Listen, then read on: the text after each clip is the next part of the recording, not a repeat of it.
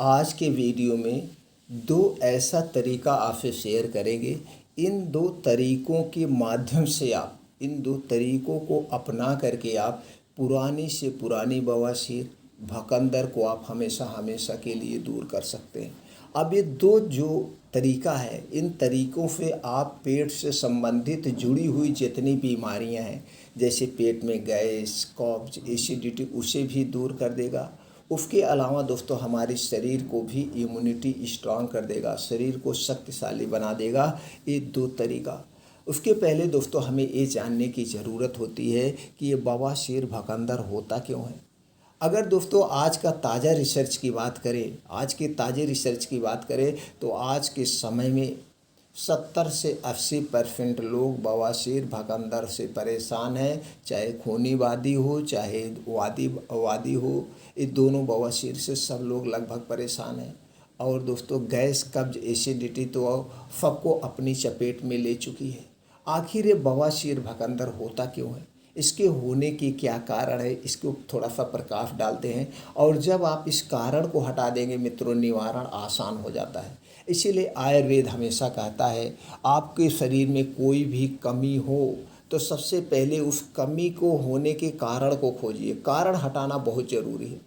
जैसे कारण क्या है, जैसे दोस्तों आप किसी दोस्त के यहाँ मिलने जा रहे हैं, मिलने का कोई कारण है, या उससे हाल चाल लेने जा रहे हैं, या उनके घर में कोई शादी फंक्शन है, या कोई अप्रिय घटना घट गई है तभी आप जा रहे हैं, तो यह कारण हुआ। वैसे बवासीर भकंदर होने का कारण होता है, तो कारण क्या है, ये आपकी गलत दिनचर्या, आपकी लाइफ स्टाइल जो आज आप मॉडर्न युग में जी रहे हैं। तो दोस्तों इसे आपको अगर बचना है तो बाहर की जितनी भी तली भुनी चीज़ें हैं, डिब्बा बंद, पैकेट बंद, junk food, fast food, pizza, burger, toast, momos, इन सारी चीज़ों को आपको छोड़ना होगा।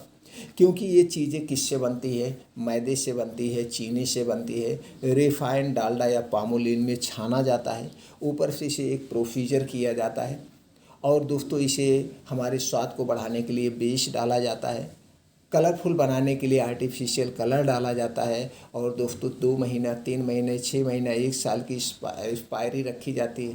तो इतना दिन तक सुरक्षित रखने के लिए इसमें एक प्रकार का केमिकल डाला जाता है जिसे आप जहर कह सकते हैं। सारे बेस्ट चीज़ें जब आप खाते हैं तो दोस्तों इसके कुछ भाग जाके आपके आंतों में चिपकने लगते हैं, जिससे आंतों में एक मोटी सी लेयर हो जाती है। फिर आपको गैस होती है, कब्ज, एसिडिटी होती है। और यही कब्ज जब बहुत ज़्यादा बढ़ जाती है, आपकी लैट्रिन बहुत ज़्यादा टाइट होने लगती है, तो दोस्तों जब लैट्रिन टाइट होती है तो लैट्रिन के रास्ते पे घाव हो जाता है, वहाँ का मांस फट जाता है। और जब मांस फट जाती है तो बवासीर हो गई।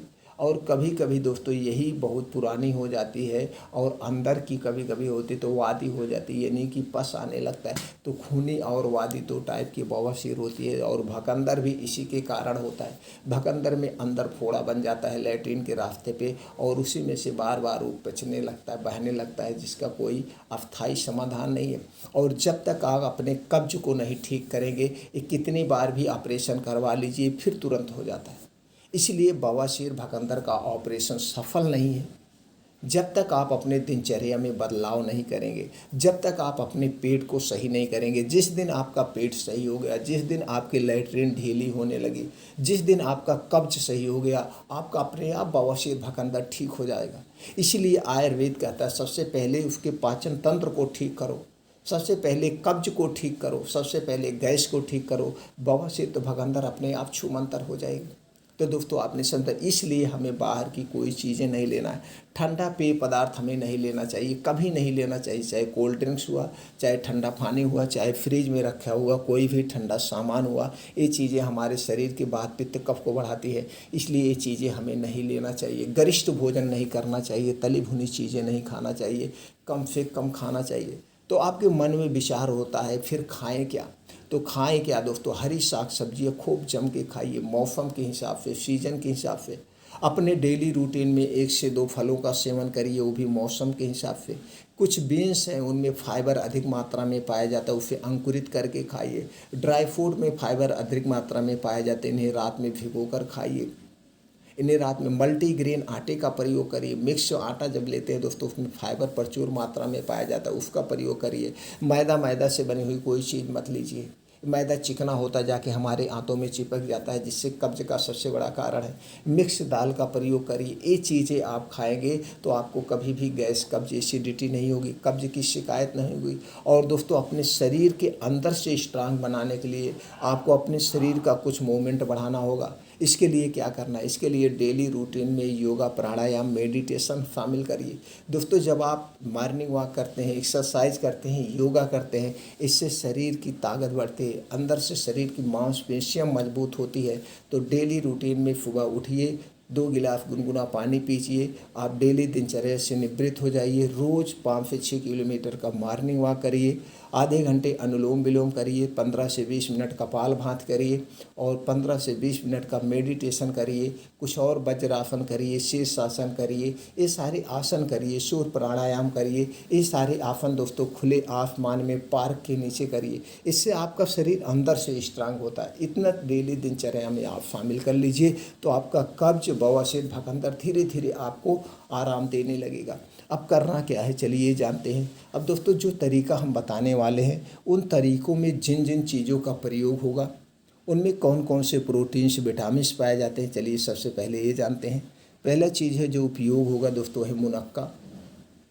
मुनक्का में calcium, magnesium, folate, fibre, iron, vitamin C, vitamin A, vitamin B1, vitamin B2, vitamin B12, potassium, antioxidant, zinc जैसे तत्व पाए जाते हैं। दूसरी चीज़ है दोस्तों है मूली। मूली में protein, vitamin A, vitamin B, vitamin C, iodine, iron, calcium, sodium, magnesium, phosphorus, chlorine, antioxidant, fibre जैसे तत्व पाए जाते हैं। तीसरी चीज़ है दोस्तों है त्रिफला चूर्ण। त्रिफला चूर्ण में carbohydrate, vitamin C, vitamin B, vitamin B2, vitamin B12, mineral, sodium, fibre, antioxidant, gallic acid, iron, anti inflammatory, vitamin E, vitamin A, vitamin K, calcium, phosphorus, zinc जैसे तत्व पाया जाता है। ये दोस्तों तीन चीज़ें प्रयोग होगी। अब इन 3 चीज़ों का उपयोग कैसे करना है चलिए वो जानते हैं। प्रयोग करने का तरीका जानते हैं। तो सबसे पहले दोस्तों आपको लेना है मुनक्का। मुनक्का लेना है, 8 से 10 पीस मुनक्का लीजिए। मुनक्का दोस्तों एक किशमिश की तरह होता है, लेकिन किशमिश में बीज नहीं होता है, मुनक्का में बीज होता है, यही उसकी पहचान है। तो आपको लेना है 7 से 8 या 8 से 10 मुनक्का ले लीजिए। इसे रात में आधे कप पानी में भिगो दीजिए, लेकिन वो मिट्टी के बर्तन में आपको भिगोना है, किसी और बर्तन में नहीं दोस्तों, क्योंकि इसमें विटामिन सी होता है। किसी और बर्तन में भिगोएंगे तो उसके तत्व को अपनी तरफ खींच लेगा। इसलिए मिट्टी के बर्तन या कांच के बर्तन में आपको भिगोना है, धुल करके बढ़िया से। अब सुबह जब आप योगा, प्राणायाम, मेडिटेशन करके घर वापस आएंगे तो सबसे पहले वो मुनक्का खा लेना है। मुनक्का खाने के बाद जो उसका पानी है, उस पानी को पी लेना है। अब दोस्तों ये पानी पीने के बाद, मुनक्का खा के पानी पीने के बाद 3-4 घंटे तक आपको कुछ नहीं खाना है, जब तक खूब अच्छी सी भूख ना लग जाए। इस बात का आपको ध्यान देना है। तब तक आपको कुछ नहीं खाना पीना है, और जब आपको अच्छी सी भूख लगेगी तभी आपको खाना पीना है। ये हो गया पहला तरीका, सुबह लेना है। अब दिन में रोज़ दोपहर में आप ले लीजिए एक बार मूली का रस। दोस्तों आप घर पे मूली का रस निकाल लीजिए। आधा कप मूली का रस आपको रोज़ पीना है। आधा कप मूली का रस रोज़ दिन भर में एक बार पीना है। और दोस्तों उसके पीने के बाद कुछ नहीं खाना पीना है, इस बात का आप ध्यान देंगे। फिर रात में सोते समय क्या करना है? रात में सोते समय आपको लेना है त्रिफला चूर्ण, 1 चम्मच या 1.5 चम्मच, जैसे आपको कब्ज होगी। अगर बहुत ज़्यादा टाइट लैट्रीन हो रही है, आपको कड़ी लैट्रीन हो रही, तो आप 1.5 चम्मच त्रिफला चूर्ण 1 गिलास गुनगुने दूध में मिलाकर इसे रात में लेना है। खाना खाने के 1 घंटे के बाद इस दूध को पीना है, और दूध पीने के 1 घंटे के बाद सोना है, तुरंत नहीं सोना है। दूध पीने के बाद 1 घंटे के बाद आपको सोना है। तो त्रिफला चूर्ण 1.5 चम्मच, गाय का शुद्ध दूध 1 गिलास, दूध गर्म होना चाहिए, मिला के लेना है। दूध पैकेट का नहीं चाहिए, दूध घर का चाहिए, चाहे गाय का हो या भैंस का हो, लेकिन दोस्तों पैकेट का दूध नहीं चाहिए। पैकेट का दूध हमारे स्वास्थ्य के लिए हानिकारक है। अब ये त्रिफला चूर्ण और दूध जब आप लेते हैं तो सुबह आपकी लैट्रीन खूब खुल के होगी, पतली लैट्रीन होगी। अब ये त्रिफला चूर्ण वात और पित्त तीनों को बैलेंस रखता है, और आपके गैस, कब्ज, एसिडिटी को दूर कर देगा।